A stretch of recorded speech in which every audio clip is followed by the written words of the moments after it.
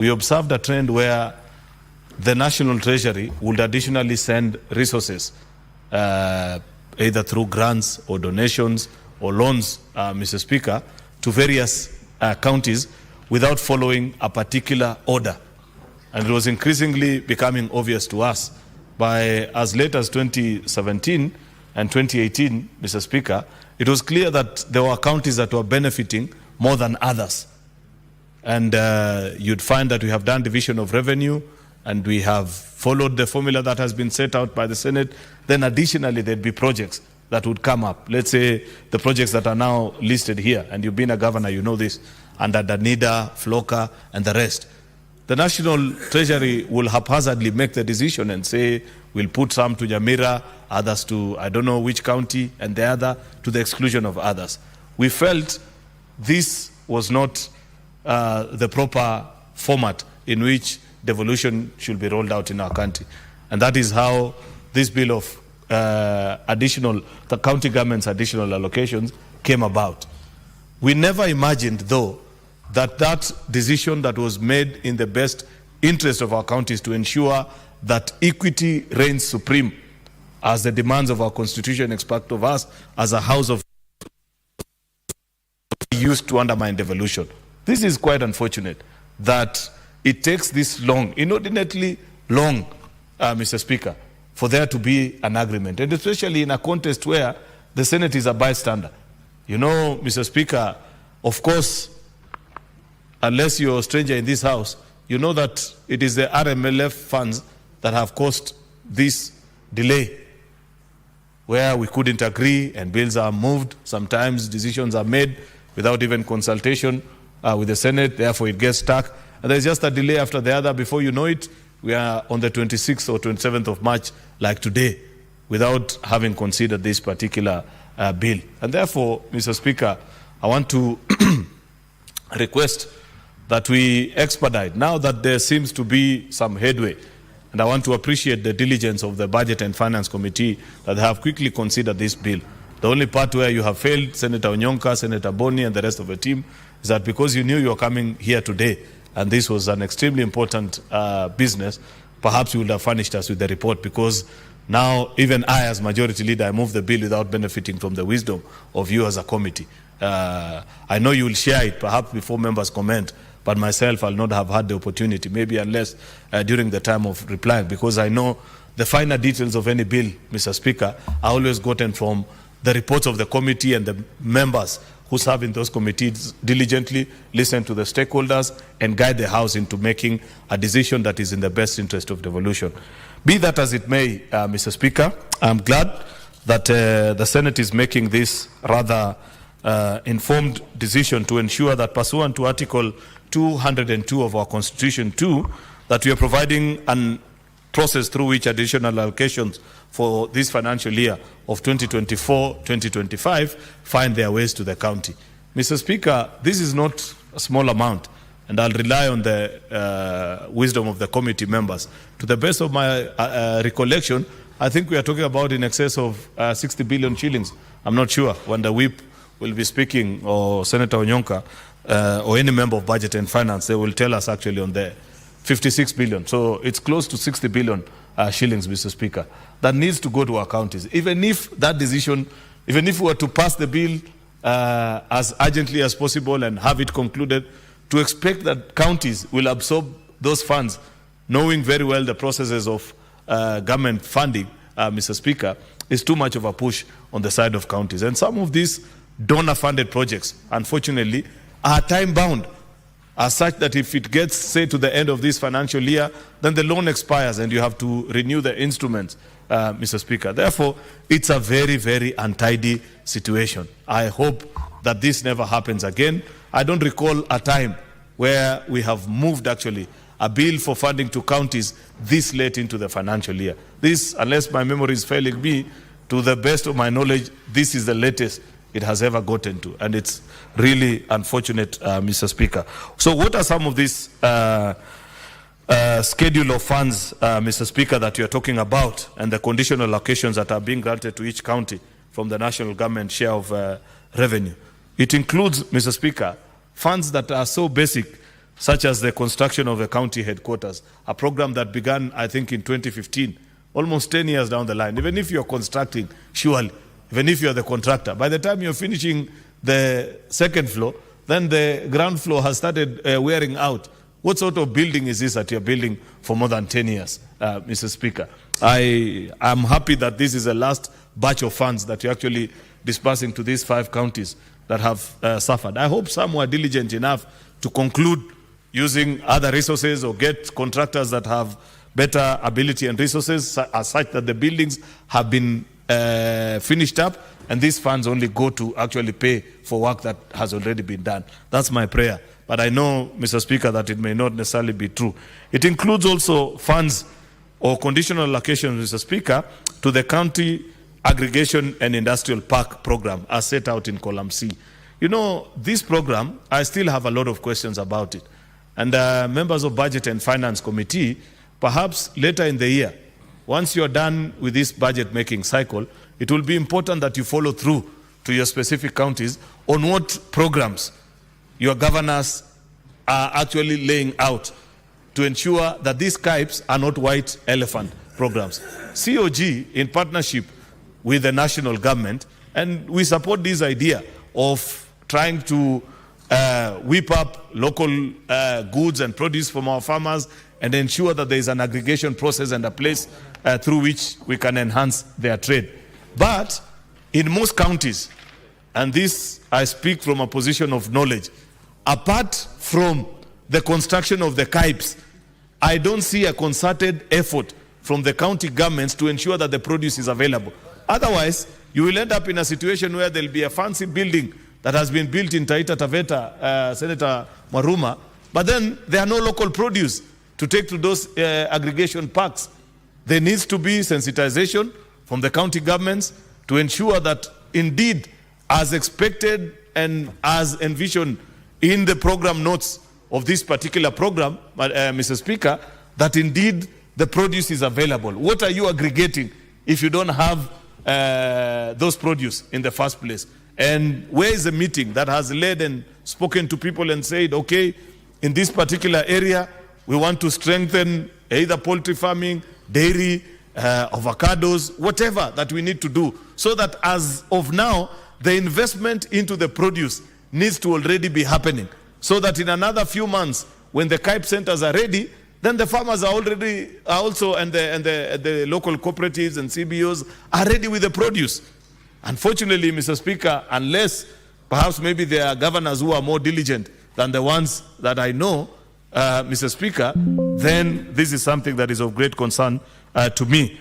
Conditional allocation for community health promoters, CHPs, Mr. Speaker, and this is a big problem because I know for a fact that there are many counties where CHPs actually continue to wait on this. And you know, the unfortunate bit, Mr. Speaker, is that you will find that CHPs have received the matching funds from the national government, but counties are being blamed that they have not paid CHPs actually. But what will they have used to pay with? Here's the funds now. Today is when, once you pass the additional allocation bill, Mr. Speaker, is when now it becomes possible for our counties to pay them.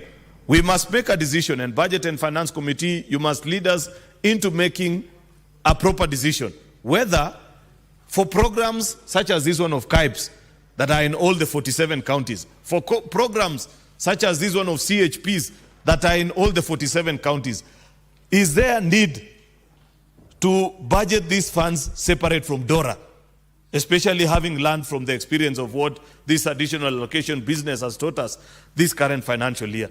Remember the history that I painted earlier on how we found ourselves doing this particular bill, that we just wanted to ensure that there is equity in programs. Senate needed to have visibility and ensure that if there are additional funds going to counties, they are not skewed to benefit just a few counties. But programs such as this one of CHPs, KIPES, that are in all the 47 counties, it is my considered humble view, Senator Boni Halwale and all the members of Budget and Finance Committee, that perhaps these are funds that we can include in DORA, as such that once we have decided on how much is going to the counties, Mr. Speaker, then there is no business as what we are having presently, where counties are CHPs are saying, we have received the share from the national government, but county governments are not paying. We have to make a better decision, Mr. Speaker. There is also arrears, actually, salary arrears for county governments' health workers. No wonder they are always outside this particular Senate every other week. I have actually taken great concern, and there is something that I'm doing about it as a leader and somebody passionate about devolution, that we must be embarrassed, apart from just the usual decision that you make. You know, many times I see when people come to demonstrate here, senators join them, and we say, oh, yeah, we are going to fight for your rights, and that's the end of business. We must be a bit serious as leaders, you know, Mr. Speaker. You can't be granted legislative powers. Then, when people come to demonstrate, this time you join them and say, we'll think about it. Next year they come back again, you're still telling them, we'll do something about it. Surely, Mr. Speaker, we have to do something about this space of health workers in our counties, Mr. Speaker. Apart from this the funding model that is being proposed here in this particular bill, Mr. Speaker, there's just something that is not right in the architecture. And you must celebrate what happened to the teachers and think towards that particular line, Mr. Speaker, because when teachers ensure that they have a body that is representative here at the national level and looks into all their affairs, Mr. Speaker, in the form of TSC, we should have thought about something for the health workers as well. Therefore, Mr. Speaker, I don't want to speak longer than that. The funds that are listed for the one that proceeds of the loans or grants for from the development partners, there are quite a number. There is DANIDA, which is supporting primary health in devolved context. There is IDA and KISIP, the informal sector improvement project. This is another, and Senator Osotsi, I'm not sure whether it's your committee that looks into this particular specially allocated funds. Because if there are funds that have been wasted in our county governments, it is particularly this program. I don't know whether it is the way that it was designed, but the one where county governments are doing something in partnership with the national on the informal sectors. Apart from Cabro and the small works that are being done there, looking into the amounts actually that are being committed and the work that is being done is something that we expect your committee to lead us. Of course, there is even money for finance emergency of locust response project. Remember, there was a conversation about it. FLOCA, which is a local-led action on climate, county climate resilience investment.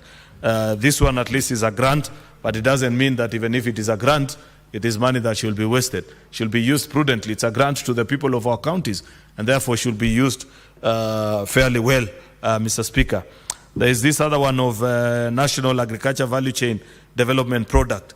This is what I was talking about earlier, Senator Maruma, that should be the complement of the KIPES, that this program should be able to help our farmers at a local level begin to generate sufficient produce that will be aggregated into the KIPES.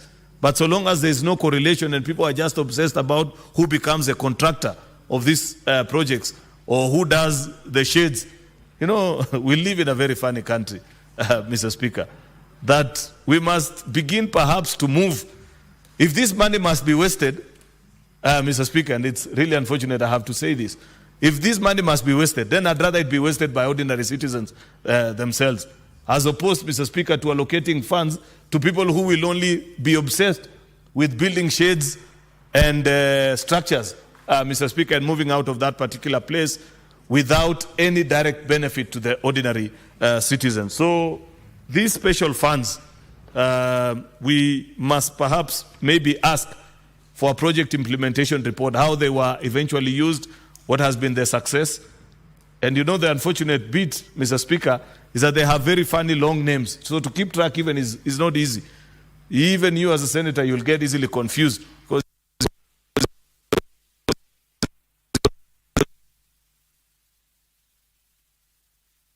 these fundings that end up in our county governments and the expected impact in the lives of ordinary citizens is something that bothers us. Finally, Mr. Speaker, is the KDSP, the Kenya Devolution Support Program, are set out in column J, and there's a listing of how much is going to each and every county, you know. Then there are other things about Cabinet Secretary publishing by 15th day of each subsequent month a monthly report on actual transfers of additional allocations to county governments disbursed. This one we did as well in Dora. Then last, and perhaps the last thing that I'd say, is that the county treasury shall include the consolidated quarterly and annual reports that include PFM Act, which is the actual transfer from the national government, the expenditures, and their compliance with the provisions of the Act. A very important report that we expect. Therefore, with those many remarks, Mr. Speaker, the listing is there of how much is going to each county.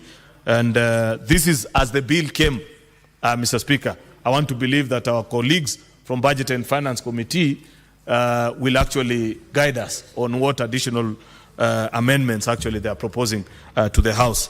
And I want to say that even without seeing the amendments, that I already support their position because I'm aware of some of the proposals that have been made there. With those very many remarks, Mr. Speaker, I want to request the whip of a majority side, who is a member of a Budget and Finance Committee, to second and help us understand better even more salient issues that perhaps I may have missed in my moving notes. I thank you, Mr. Speaker.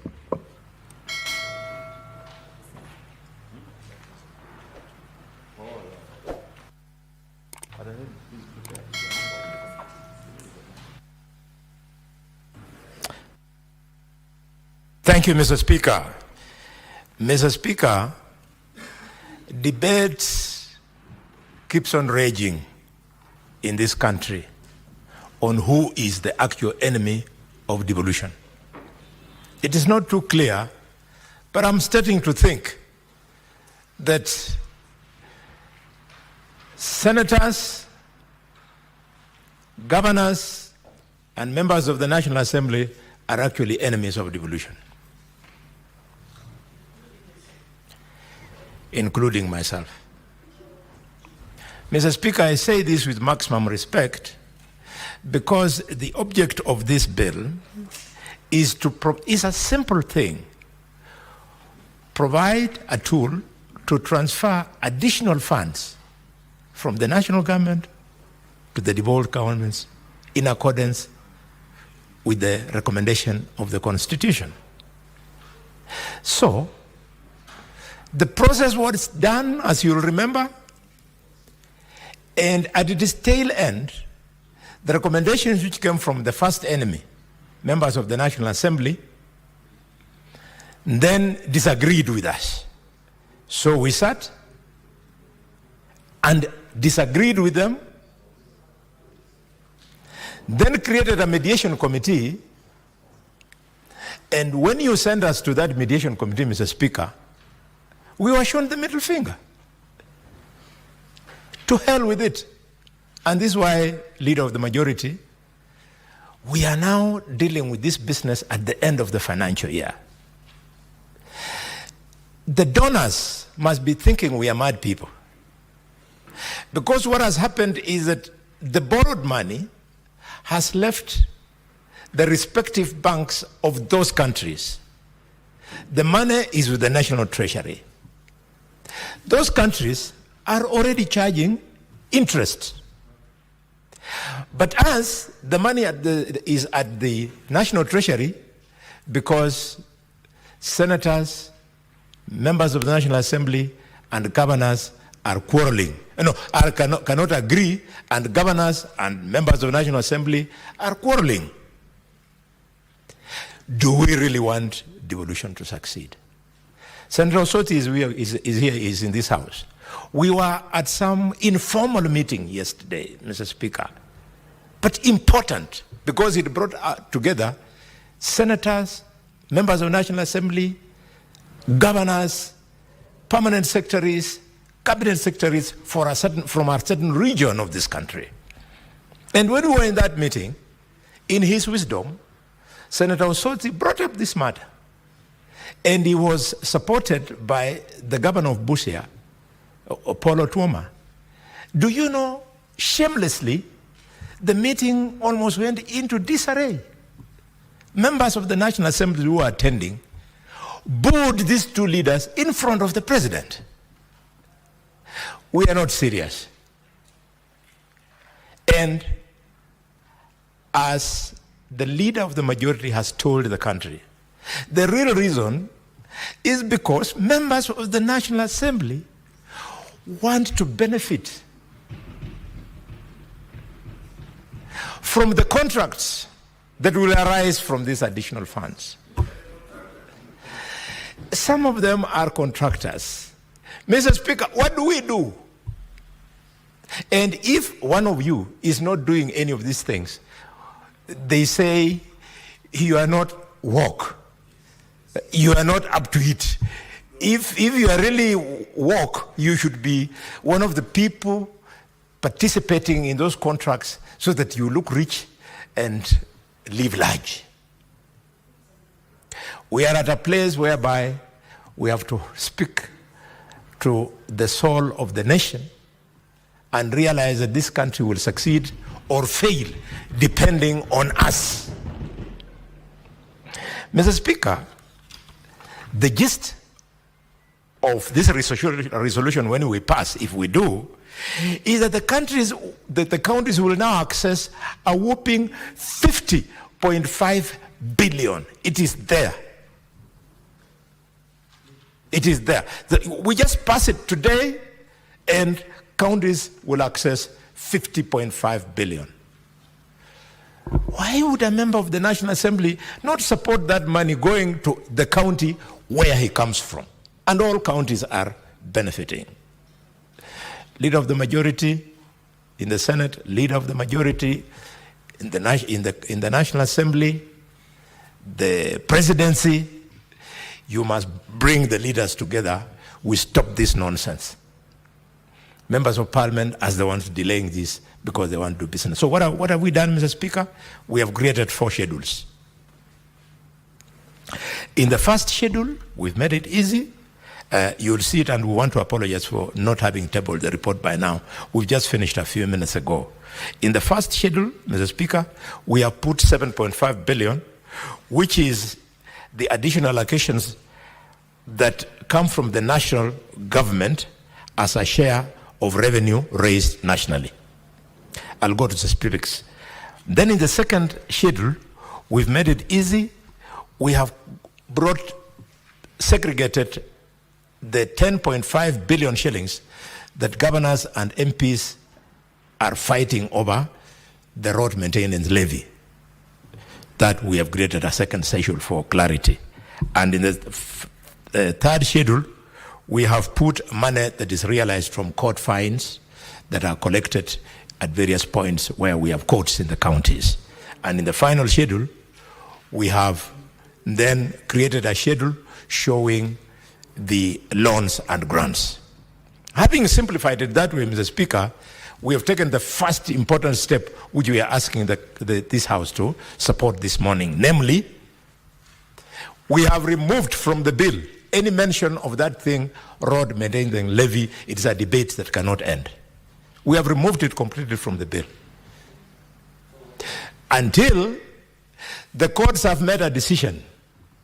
Because if you do anything here, it brings in the long story of sub judice and so on and so forth. So we have put it aside completely. Then we have remained with those 3 schedules. So there are these 3 schedules that I want to speak to for you to appreciate so as to pass it quickly this morning.